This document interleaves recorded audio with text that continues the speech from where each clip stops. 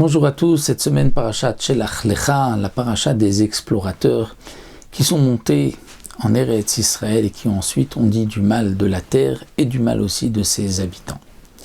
On remarquera dès le début de la Parashat que les explorateurs sont revenus avec des fruits de la terre, et on dit ces fruits sont énormes.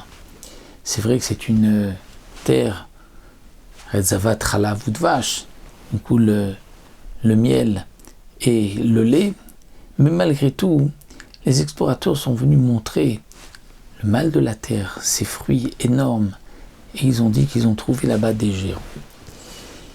Rashi explique que pourquoi parler de ces fruits, parce que dans tout mensonge, il faut qu'il y ait un peu de vérité.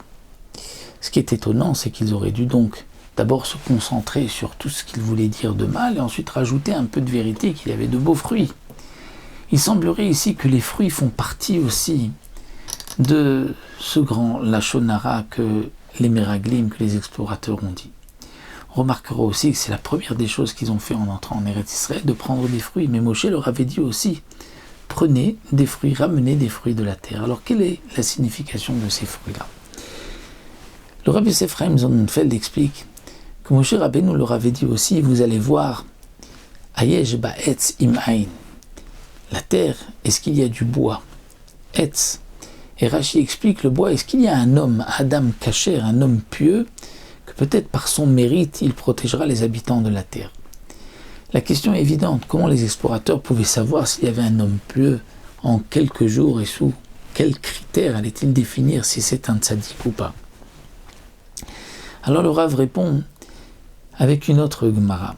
Nous avons une Gemara dans Masechet Ktubot, où Rabbi Yehoshua ben Levi s'est rendu dans la ville de Gavla, et il a trouvé là-bas des raisins qui étaient énormes, qui étaient comme des veaux.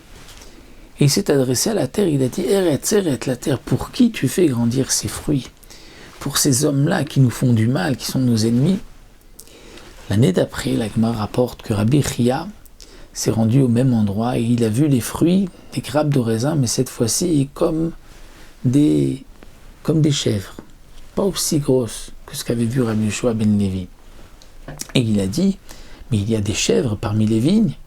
Et les habitants de la ville tout de suite l'ont dit, sors d'ici, ne reste pas, ne nous fais pas ce que ton maître Rabbi Yehoshua ben Levi avait fait. Puisque Rabbi Yehoshua ben Levi avait d'une certaine manière maudit les fruits, puisque l'année d'après ils étaient moins gros, donc les habitants avaient peur que par les paroles de Rabbi ils allaient devenir encore plus petits. On peut s'étonner pourquoi Rabbi Yehoshua ben Levi dit à la terre, pour qui tu donnes ces fruits? La terre, c'est la nature de cette terre-là, elle est fertile, elle donne de bons fruits. Parce qu'il y a des habitants qui ne sont pas méritants, elle ne va pas donner de fruits. Eh bien, effectivement, la terre d'Eretz Israël, ses fruits sont liés à la tzidkut, à la sainteté et à la piété de ceux qui y habitent. Comme c'est marqué dans Parashat Bechukotai, si on suit les préceptes de la Torah, alors la terre donnera des fruits, et sinon la terre ne le donnera pas. C'est ce que voulait dire Rabbi Yehoshua ben Levi. Pour qui ces fruits, si les habitants ne sont pas méritants? Et donc on comprendra ce que Moshe Rabbeinu a voulu dire aux Meraglim, aux explorateurs. Vous allez voir les fruits de la terre. Si les fruits sont beaux, c'est qu'il y a encore des tzadikim parmi les habitants. Si les fruits ne sont pas beaux, c'est qu'il n'y a pas de tzadikim. S'il y a des tzadikim, ils vont peut-être les protéger par leur mérite. Les explorateurs ont été, la première des choses, ils ont vu des grands fruits, ils ont dit, donc c'est sûr qu'il y a des tzadikim. Donc ils sont revenus chez Moshe Rabbeinu en disant, il y a des tzadikim, on ne pourra pas les vaincre, ils vont protéger par leur mérite.